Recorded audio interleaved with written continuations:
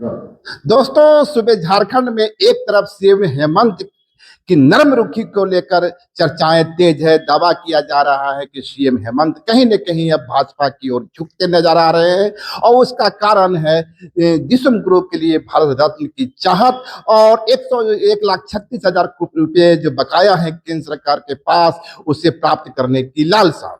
लेकिन इस बीच कांग्रेस की ओर से भी कहीं न कहीं जेएमएम को या कहें महागठबंधन को इंस्टिगेट करने की कोशिश की जा रही है। मैं ऐसा इसलिए कह रहा हूं कि कांग्रेस प्रवक्ता राकेश सिन्हा की ओर से जेएमएम का एक बड़ा चेहरा सुप्रियो भट्टाचार्य जो केंद्रीय महासचिव हैं उन्हें होम जाप करने की सलाह दी गई है। यानी जो तलखी कांग्रेस के अंदर केंद्र त्रिपाठी की ओर से शुरू हुई कथित रूप से सीएम हेमंत की नरम रुख के बाद अब वह तलखी इस हद तक आ गई है या इस हद तक बढ़ गई है कि अब केंद्रीय महासचिव सुप्रियो भट्टाचार्य को होम जाप करने की सलाह दी जा रही है। तो क्या है इसके पीछे का कारण और कांग्रेस किस रणनीति के तहत आगे बढ़ रही है? इस वक्त हमारे साथ है राकेश सिन्हा जी। राकेश जी, कांग्रेस का रुख बदल रहा है क्या? जिस तरह से आप कह रहे हैं सुप्रियो भट्टाचार्य जी को कि जाइए होम जाप कीजिए, नहीं, तो क्या सत्ता से च्युत करने की तैयारी? मैंने होम जाप की बात नहीं कही।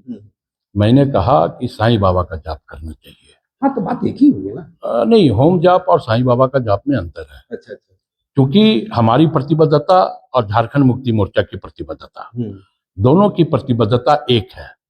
और वो अपनी प्रतिबद्धता आज बदलना चाह रहे हैं तो आपको इतनी परेशानी क्यों हो रही है? मैं बता रहा हूँ, दोनों की प्रतिबद्धता एक है और वो प्रतिबद्धता है राज्य के विकास के लिए, राज्य की जनता की सुरक्षा के लिए।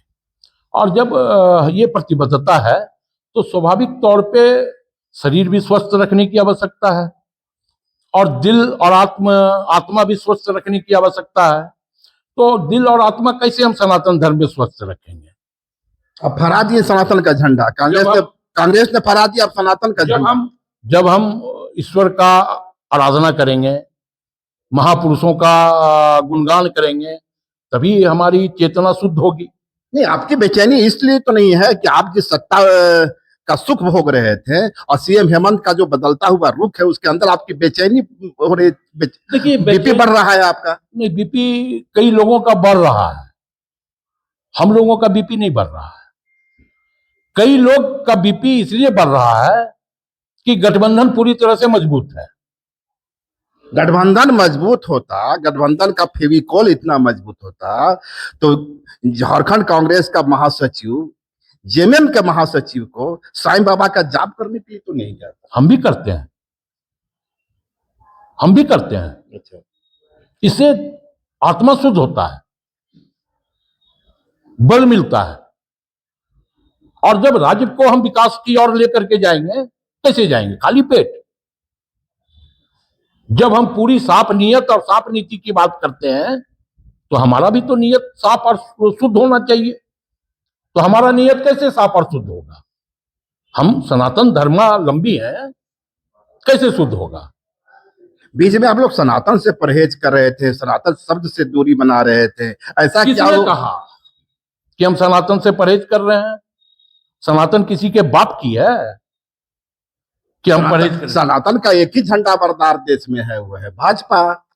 भाजपा ने ठेका लिया है। भाजपा के किसी नेता से सनातन के नाम पर डिबेट हमसे करवा दीजिए, खुला चैलेंज है। किनसे चाहते हैं आप डिबेट? अब जो कर ले, कोई एक व्यक्ति हो तब ना। किसी एक कोई खास व्यक्ति आपकी पसंद हो? मेरे समझ से तो भारतीय जनता पार्टी में कोई ऐसा व्यक्ति ही नहीं है।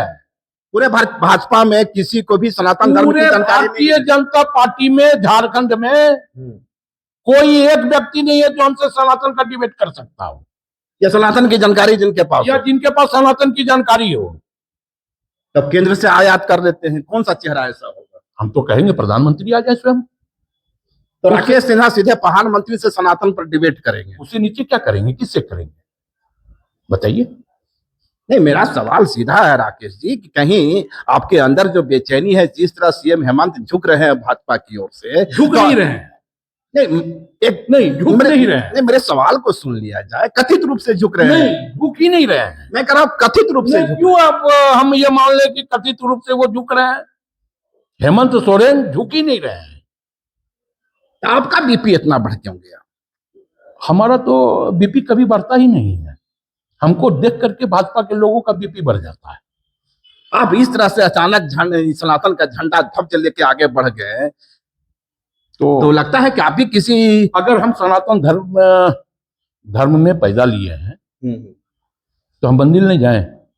किसने रोका है? देश का संविधान देता है। तो मंदिर जाने के लिए हमको प्रधानमंत्री से पूछना होगा। और वे लोग तो कहते हैं कि आप लोग नकली सनातनी है ना। देखिए, अच्छा प्रश्न किया आपने।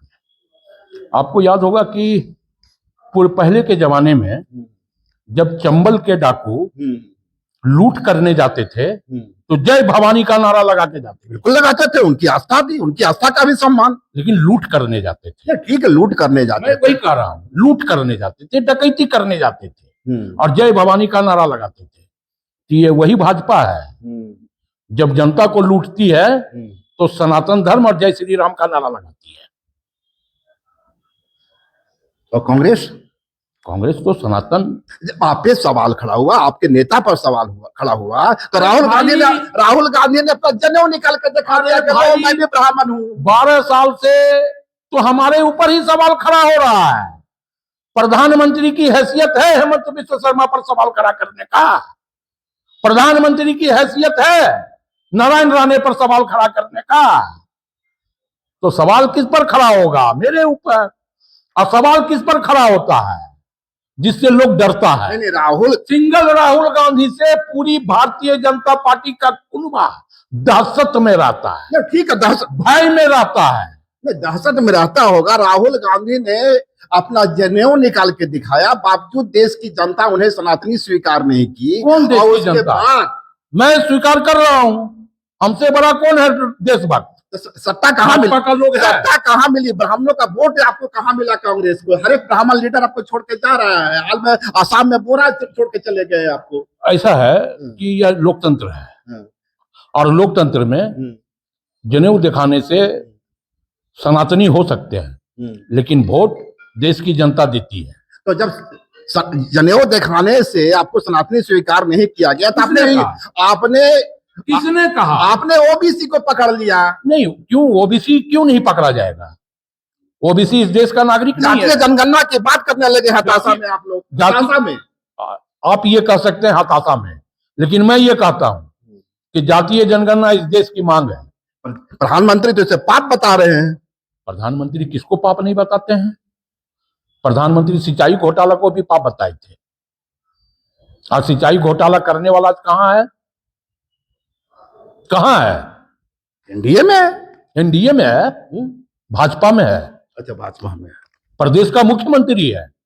तो हर पापी को प्रधानमंत्री अपने दल में सम्मिलित करवाते हैं। हर पापी को, हर भ्रष्टाचारी को प्रधानमंत्री गले लगाते हैं। एक बता, राकेश और मुजरे की बात करते हैं। राकेश सिन्हा की क्या मजबूरी है कि प्रधानमंत्री से नीचे वो किस पर हमला ही नहीं करता? अरे भाई, हम में इतना क्वालिटी है। I am talented. तो किससे बात करें? और इसलिए आपके नेता को क्या बोला जाता है? आपके नेता को, राहुल गांधी को, भाजपा के लोग क्या किस शब्दावली का प्रयोग करते हैं? देखिए, ऐसा है कि भाजपा के लोग तो अपने पिता को भी पिता नहीं मानते हैं। तो हम क्या करें इसमें? हमारी क्या गलती है? चलिए, ये थे हमारे साथ राकेश सिन्हा जी। इसे समझा जा सकता है जिस तरह कांग्रेस और जेएमएम के बीच रिश्ते बिखरने की खबर आ रही है, उस कथित रूप से बिखरते रिश्ते के बीच जिस तरीके से राकेश सिन्हा की ओर से सुप्रियो भट्टाचार्य को साईं बाबा का जाप करने की सलाह दी गई है, निश्चित रूप से इसके कई संकेत